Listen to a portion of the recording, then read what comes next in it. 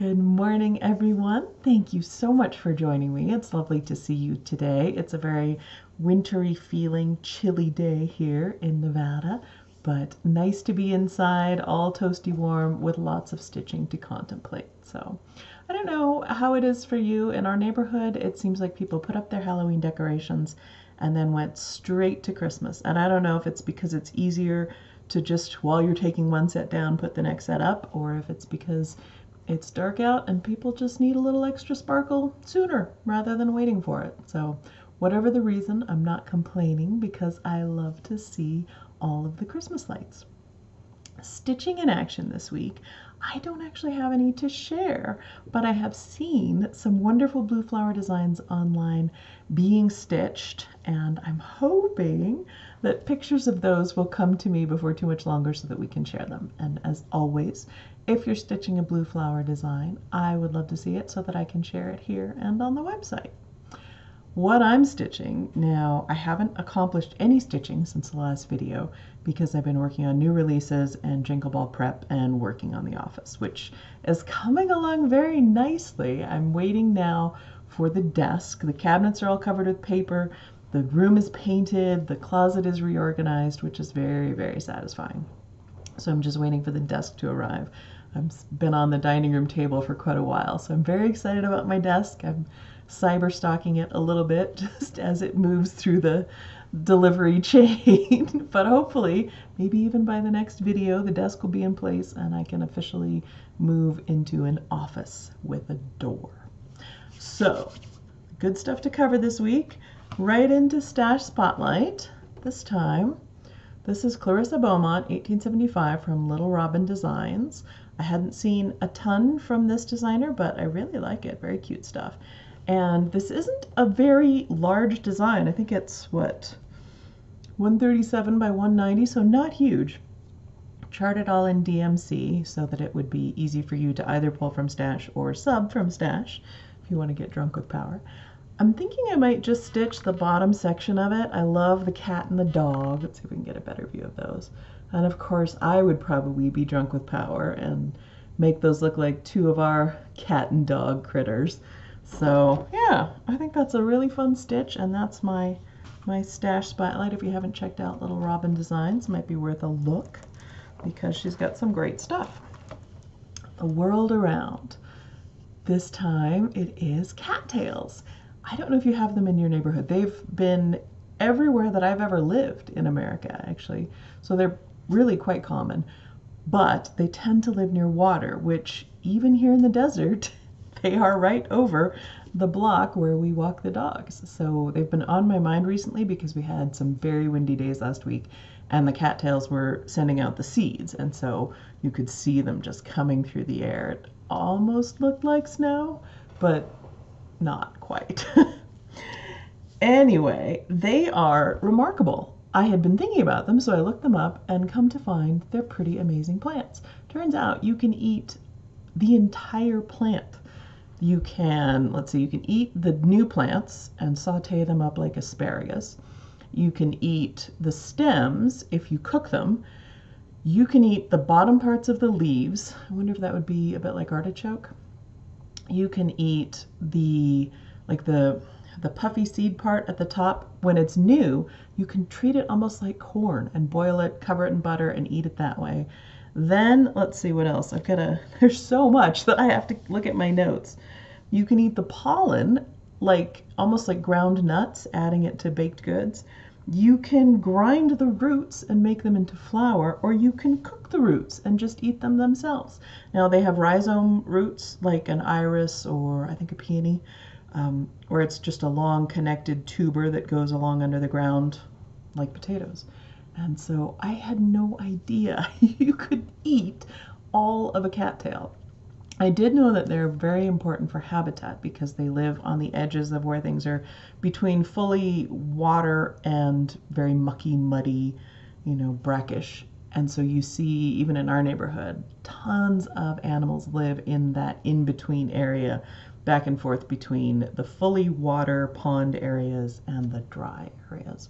So baby ducks are in there staying safe when they're young.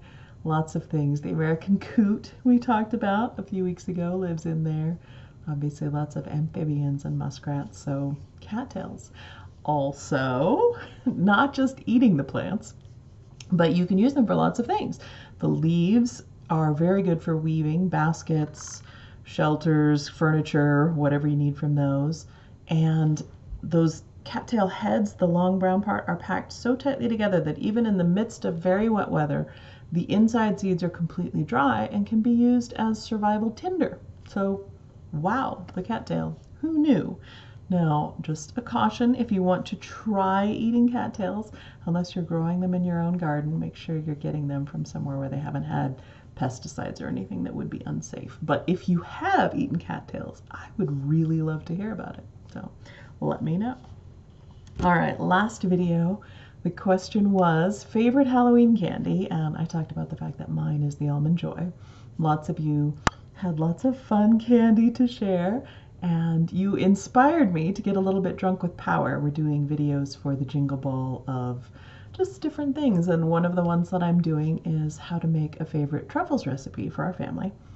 And I was inspired to try and make an Almond Joy version. So thank you all for participating, enabling me. And if you're attending the Jingle Ball, you'll get to see the results of the Almond Joy truffle experiment. Question this video: do you know how to fold a fitted sheet?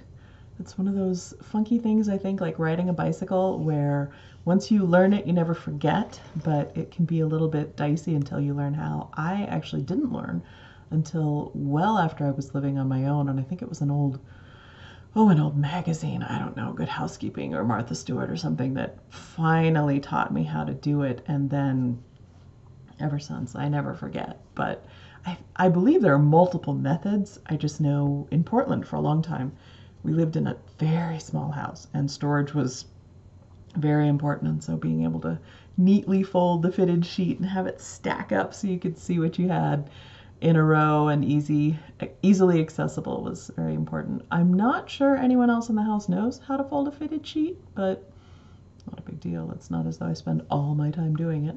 But yeah, I just wondered, do you know? Do you fold them? Do you just sort of, heap them up and put them in the stack? That's what we did when I was kids. So yeah, when I was growing up. When we were kids, I was not kids. I was only one child, but maybe ask my mother. I was enough trouble for multiples. All right, best thing this video, it is the Pilsner Memorial Sampler. Back from framing from Acorns and Threads. Here we go. I'll put a photo in so you can see because it's ginormous. But yeah, here it is. This, as those of you may remember, was originally a version of this Marianne Mitton sampler from Marywind Farm, and obviously I got completely drunk with power, but it's been a really fun stitch. It's lovely to have it back. It's currently hanging, well, on the door behind me, although I replaced it for this video so I could have it down here, and then as soon as I move into the new office, that's one that's going to come with me into the office. So I'll have Pilsner to look down and judge me all the time that I'm working. All right, giveaway. Last video, it was the In the Library chart from Mojo Stitches. Awesome chart, very fun. And the lovely Cottage Garden threads. If I can get them all corralled here. There we go, to go with that. You had to use the word library, and the winner is Shannon Tolbert. Shannon, drop me an email, let me know your mailing address, and I will send that off to you.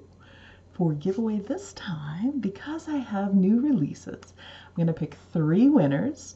Use the word winter in your comment, and see if you're one of the 3 winners to pick one of either the new releases or indeed any of my charts for your very own, possibly even before they get into stores, depending on how quickly I can get them shipped. So that's the giveaway.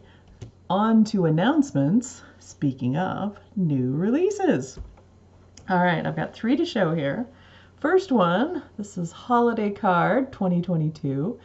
I've been doing a holiday card design for the last couple of years.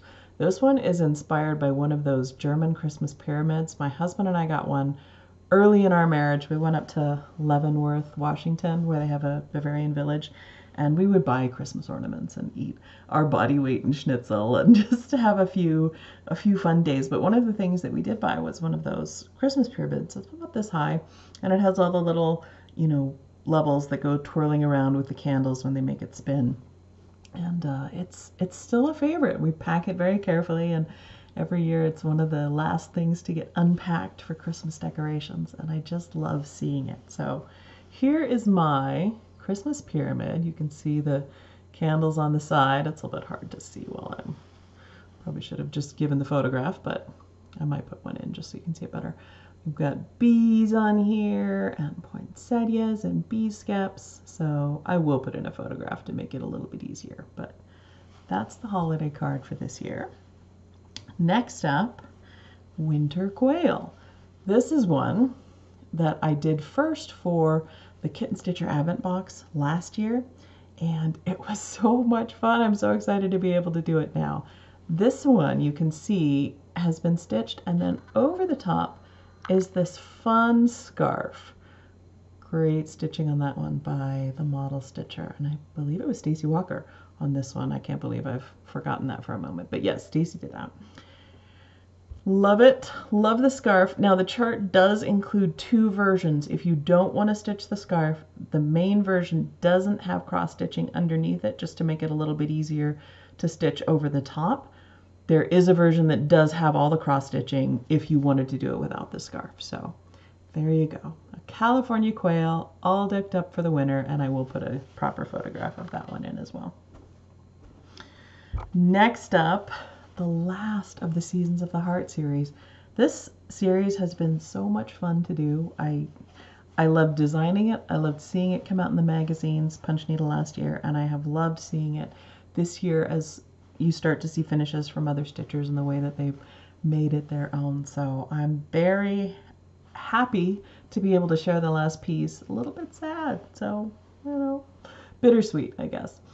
This is the heart again. These are all the same size with that same heart in the center. And this one has a lovely fox, another little quail. I love them and I see them every day, so it's hard not to put them in designs. And then we've got some beautiful winter themed flowers there. As always, lovely finishing by Jolynn at Acorns and Threads. You can see her impeccable corners and great stitching on the back. She always does a beautiful job. So those are the new releases.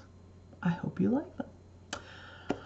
I don't know what you have planned for this weekend. I'm about to film a couple more videos, one with the truffle experiments, and then I've got to do another one with the exclusive designs for Jingle Ball. I got my ornament book already. Steph did a magnificent job of those, and I hope those of you attending Jingle Ball really enjoy it. I think it's going to be a lot of fun. I hope you have a lovely, lovely weekend. We've got puppy video coming up, and I chose some nostalgic music from my old piano lesson days, so it may be familiar to some of you as well. Thank you so much for joining me, and I will see you again in 2 weeks. Bye.